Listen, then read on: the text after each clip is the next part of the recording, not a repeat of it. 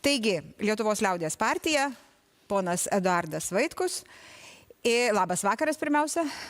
Ir jūsų šūkis Lietuva neparduodama nei rytams, nei vakarams. Ką reiškia toks šūkis? Ar yra požymių, kad ją kažkas bando parduoti? Jūsų atmintis labai trumpa. Aš tai prisimenu, kaip prieš 30 metų Lietuvos valstybė, įstatymas buvo keičiamas, daugkartinai keičiamas, Seimas keitė, kad galėtų padovanoti Mažeikių naftą privačiai kompanijai, kuri neužsiema naftos bizniu. Tai jūs vadinate tai nepardavimu, o aš vadinu pardavimu. Ir mes buvome išduoti jau labai seniai. Prisiminkite konstitucijos laužimus, daugkartinus. Ne vienkartinai, o daugkartinai. Prisiminkite aferas, machinacijas dėl stojimo į Europos Sąjungą. Prisiminkite Lietuvos žmonių nuomonės neklausimo apie atominę elektrinę, pavyzdžiui. Išvedimas ir vartaliojimas, politinė prostitucija. Tai ne parsidavimas ir neišdavimas, o aš vadinu išdavimu. Ir užtat mūsų šūkis yra toks, mes neparsiduosime daugiau. Nei rytams, nei vakaram. Jeigu jūs traktuojate, kad parsidavimas vakaram yra gėris, tai aš sakau, laisvė ir nepriklausomybė yra gėris. Ir šiais metais pirmą kartą yra galimybė Lietuvos žmonėms per 30 metų arba pasirinkti vieną iš sisteminių partijų, kur čia yra, kurios keičia švarkelius ir skvernelius. Arba pasirinkti vienintelę naują politinę jėgą, kurią cenzuravo LRT, jūs cenzuravote, kurią cenzuravo Vyriausia rinkimų komisija, kurios nuomonės jūs nespausdinat, jūs LRT nespausdinat, kurios nuomonė už pinigus reklamą atsisakė skelbti žinių radijas. Tai Lietuvos žmonės pirmą kartą gali pasirinkti arba sisteminę jėgą, arba naują nesisteminę, kuris stovi šitai sistemai vidury gerklės. Ir mes jai sakome, gana, gana, labai aiškus pasakymas. Leisit repliką dėl melo, kurį paskleidėt. Aš tik meluoju, daugiau nieko neveikiu, bet dabar yra klausimas. Ne, tai tada paskui man replika apie jūsų melą. O dabar atsakau. Maisto produktų kainų PVM reikia mažinti iki 5% mažiausiai, nes jeigu žmogus nori valgyti, tai nereiškia, jį reikia bausti, arba kaip Šimonytė sako, jis sutinka mokėti, nes jis valgyti nori. Kai žmogus nueina į banką ir perka akcijas, jisai PVM nemoka. Tai bet nepakanka mažinti PVM maistui, reikia sumažinti ir maržas. Jeigu vaistų kainų maržos yra reguliuojamos ir vaistiniai, ir vaistų didmeniniai įmoniai, tai šito neduok dieve negalima padaryti su didžiaisiais prekybos tinklais. Galima, jeigu tam yra politinė valia. Maisto kainų nepakanka sumažinti PVM. Reikia kūrui, benzinui, reikia sumažinti PVM ir kitom energetiniam prekiam. Aš priminsiu tik tai, kad Landsberginė partija su visų pritarimu laikinai padidino PVM. Ir tas laikinai tęsiasi iki dabar, paskui Seimo pritarimu. Tai laikinai pasidaro pastoviai.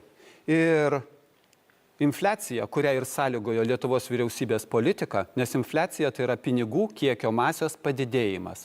O prekės brangsta dėl to, kad yra infliacija. Ir maisto produktų kainų pakilimas, jeigu pasižiūrėsit visoje Europoje, ir infliacijos rodikliai pas mus buvo, mes pirmaujantis buvom, nes turėjom kažko pirmauti. Infliacija tai yra Lietuvos žmonių santaupų pavogimas. Jūs pavogėt santaupas per savo monetarinę politiką, per savo finansinę politiką iš visų Lietuvos žmonių. O dabar sakote, mes jums pridėsime papildomai kažkiek tai litų prie jūsų pensijos ar prie atlyginimo ir jūs kompensuosite. Netiesa? Aš atsakau tik tai premjeriai Šimonytei, kad kainų šuolis dėl energetikos kainų buvo Lietuvoje. Reiškia, Prancūzijoje to kainų šuolių nebuvo, reiškia, Vokietijoje nebuvo, reiškia, Olandijoje nebuvo. Mes galbūt pamirštam, kad tada mes Lietuvos žmonės už dujų 1 kubinį metrą mokėjome kartu su valstybės dotacija €92 centus, kai tos dujos kainavo 40-50 centų. Bet apie šitą geriau pamiršti ir apkaltinti Europos kainas.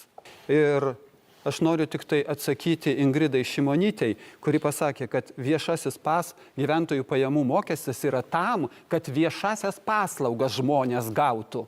Tai noriu paklausti, kodėl valstybė, pavyzdžiui, už pensininkus sveikatos draudimo mokestį sumoka 2 kartus mažesnį, negu sumoka standartinis dirbantysis. Tai šitas mano teiginys visiškai prieštarauja jūsų idėjai, kad gyventojų pajamų mokestis dėl viešųjų paslaugų. Ir tai buvo dešimtmečiais. Valstybė mokėjo mažiau. Apmokestinti negalima vienodai. Jūs būtinai atsakysit, bet dabar dar duokim ratą apeiti, ponui Zokas baigs.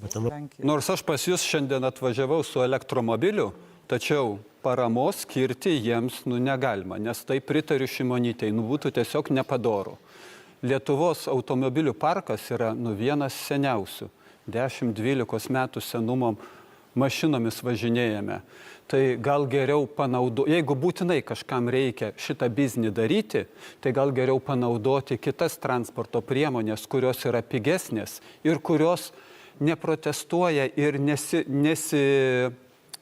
jos nesudaro problemų dėl žaliosios vadinamosios energetikos, nes elektromobiliai labai didelis klaustukas ir daug įrodymų, jie nieko neprisideda prie žaliosios energetikos vystymo arba pasaulinio klimato atšilimo sustabdymo.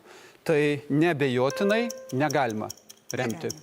Taikinga užsienio politika, o ne siekimas nugalėti kaimyninę šalį, taikinga užsienio politika ir gali atnešti vienintelį saugumą ir sėkmę ir tokiu atveju mes tuos pinigus galėsim panaudoti socialiniam reikmėm šalies viduje, kai 200 000 Lietuvos gyventojų gyvena žemiau pragyvenimo minimumo. Po 150 eurų kas mėnesį visiems 200 000 pridėkime prie pensijos ir tai bus mažiau 100 milijonų, negu mes pažadėjome kasmet Ukrainai skirti, kuri kalbėjo ir Vokietijos karo ministrė prieš kelis metus spalio mėnesį, kuri pasakė, kad atominis ginklas Lietuvos oro erdvėj būtų vertintinamas kaip Rusijos atgrasimo priemonė. Aš esu prieš tokią atgrasimo priemonę, kuri prieštarauja Lietuvos konstitucijai ir kuri nesuderinama su blaiviu protu. Jūs paminėjote, kad negalioja susitarimai su Rusija, bet jūs sąmoningai pamiršote, kad ir Prancūzijos ministro ir Vokietijos ministro parašas viešai buvo pasakytas. Susitarime padėtas parašas buvo tam, kad apgauti ir kad laimėti laiko. Tai su Rusija negalioja susitarimai, o su anom šalim galioja. Racionalus politikas Putinas, tai pasakė Prancūzijos prezidentas ir Vokietijos kanclerė. Jis nori išlikti valdžioj, tai visas jo racionalumas. Jūs už jį geriau žinote, supratau. Ponai, leiskite jūs. Klausimas yra toks iš 2 dalių. Kaip manote, ką Kremlius nori pasakyti tokiomis provokacijomis, kaip dronų nukritimai arba netyčiniai raketų įskridimai rytinėme NATO flange? Ir antra dalis, kaip siūlytumėte elgtis, jei kokia nors rusų ar baltarusų raketa ar dronas netyčia įskristų ir nukristų Lietuvos teritorijoje? Pone Vaitkau.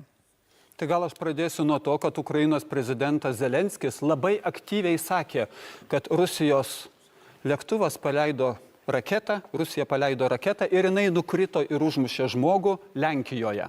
Jis aktyviai apie tai aiškino. Amerikos prezidentas pasakė, būdamas Kinijoje, ne, tai ne Rusijos raketa. Prezidentas Zelenskis sakė, Rusijos, reikia imtis priemonių. Ne, tai ne Rusijos, tai jūsų raketa buvo. Tai aš dabar kalbu, jeigu mes norime pradėti 3. pasaulinį karą, tai mes jį galime pradėti. Mes einam link to, paruošdami Lietuvos žmonės, aiškindami, kad nebijokite karo. Karas netaip jau blogus, nes reikia pradėti kariauti, nes vis tiek mums reikės pradėti. Tai tada mes galime numušinėti raketas ir Rusijos teritorijoje, ir Ukrainos teritorijoje, ir kur tik norim. Čia klausimas politinės valios. Mes siekiam taikos ir visuotinio susitarimo ir saugumo, ar siekiame nugalėti mums netinkamą šalį? Tai nenumušinėjam. Taip, toks atsakymas. Jeigu norim pradėti karą, 3. pasaulinį, tai numušinėjam. Jeigu nenorim to karo, o norim taikos, tai tokiu atveju numušinėti negalima. Prisiminkite, kaip buvo sakoma, supratom, kad iš pone Vaitkau, Lenkijos lėktuvai kariniai kils. Dabar ponas Zokas toliau. Pone Vaitkau. Aš priminsiu, kad mes ginčiamės visai be reikalo iš esmės. Yra tam tikros procedūros, kaip turi būti pakilama, kaip turi būti signalai nusinčiami ir tada, kada numušama ir kaip numušama. Čia yra procedūros ir jas reikia vykdyti. Aš noriu priminti rimtesnį dalyką. Kai Amerika 2000 metais paskelbė totalinį visuotinį karą terorizmui, dabar pripažįstama neabejotinai. Be diskusijų visi pripažįsta, kad pradėjus karą prieš terorizmą, terorizmo pavojus daugkartinai išaugo. Lietuvoje prieš 4-5 metus, lyginant su dabartinė padėtim, mes dvigubai padidinom išlaidas karo reikmėm, gynybos reikmėm. Ir to pasekoje Lietuvos saugumas nepadidėjo, o sumažėjo. Tai reiškia, ryšys yra tiesioginis, kad mūsų politika, kai mes atsisakėme ir pasakėme, kaimyninės šalies saugumas ne mūsų reikalas, nors buvo pasirašyti dokumentai, kad visų mūsų saugumas yra visų bendras Europos reikalas. Toks ryšys. Pone Vaitkau ir tada ponas Zuokas. Aš dėl termino atgrasimas, kaip Šimonytė sakė, pagerėjo dabar, sustiprėjo atgrasimas. Šitas frazė sako, kad jūs žinote Rusijos vadovų poziciją. Jie norėjo pulti, bet dabar jau nori Lietuvą pulti mažiau. Arba sakote savo nuomonę, savo vaizduotę, savo kliedesius, kad atgrasimas pagerėjo. Aš priminsiu Pavilioniui, kuris čia sėdi, kaip jisai sakė, vakare 10 valandą tiesioginiai transliacijai, kad Rusija ruošia prie Vilniaus karinę invaziją į Lietuvą. Ir čia pat ir toj pat greitai gali tai įvykti. Čia buvo prieš 5 ar 6 metus jūsų šitas pasisakymas, kai jūs buvote ambasadorius. Tai prieš 8. Daugiau nėra ką apie ką kalbėti. Ponas Pavilionis neturės ką pasakyti. Tiesą pasakius, Rusija užpuolė Ukrainą, jeigu jūs to nepastebėjot. O vėl... Tai Lietuva užpuolė prie Vilniaus, supratau. Lenkijoje tiek...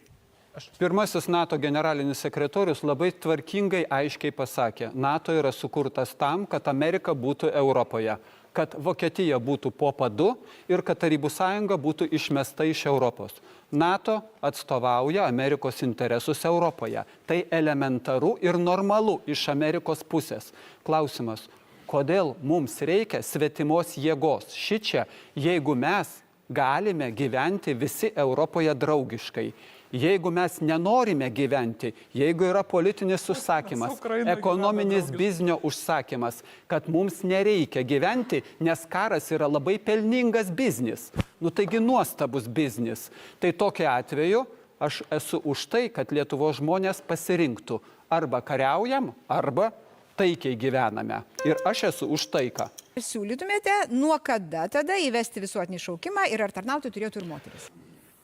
Profesionali kariuomenė, o visuotiniam šaukimui nematau jokios prasmės. Pinigų įsisavinimui matau prasmę. Čia kaip gydytojai, kurie kas 5 metus turi tiek tai valandų specializaciją kelti. Tada kas 3 metus, kas 5 metus, tuos pačius visus vyrus, 100 000, 200 000 vyrų mes paimkime ir vis šaukime į kursus ir vis mokykime. Nes naujos technikos atsiras, naujų dronų atsiras, kaip bombelės numesti pamokysim. Ir vėl, jeigu taikinga Lietuvos politika, tai karui skirti pinigų reiks mažiau. Ką darė? Kaip gerai pasisekė Japonijai po Antro pasaulinio karo. Jos pavyzdys gali mus pamokyti. O patriotinis ugdymas nuo mokyklos ir nuo darželio apie Lietuvą, mūsų tėvynę, vaikam aiškinti ir ugdyti, kad tik tai Lietuvoje mes esame savi ir čia mes galime jaustis saugus. Tai šitą reikia ugdyti ir mokinti. Taip, dabar metas replikoms. Matau, kad Ingrida Šimonytė nori reaguoti. Aš tai nesuprantu, kam ponui Vaitkui profesionali kariuomenė, nes jisai gal neparsiduos, bet jau pasiduotų tai aiškiai, kad yra nusiteikęs, net nesuprantu, kam jums reikalinga ta profesionali kariuomenė. Beje, Japonija yra labai geras pavyzdys. Todėl, kad tiesą sakant, Japonijoje dabar diskusijos dėl visiškai kito požiūrio į gynybą vyksta labai intensyviai. Ir gal jūs nelabai tuo domitės, o tie, kas domisi, tai tikrai žino, kad grėsmės yra pakitusios taip pat ir Indijos Ramiojo vandenyno regione. Prašau, ponia Vaitkau. Dėl Japonijos atsakysiu, jūs čia specialiai nutilėjot 40 metų po Antro pasaulinio karo, ar ne? Specialiai. Tiesiog, kad dabar pats... po 40 metų yra dabartinis laikotarpis, kuris yra kitoks. O aš kalbėjau apie 40 metų, kuris buvo Japonijos aukso amžius. Ir aš taip pat kalbu apie tai, kad Japonijos valdžia nusileido Amerikos reikalavimui ir sužlugdė savo ekonomiką, kai Japonija padarė ekonominį stebuklą. Ir Amerikos valdantiesiems tai netiko. Ir tai yra visuotinai irgi pripažintas faktas. Tai jeigu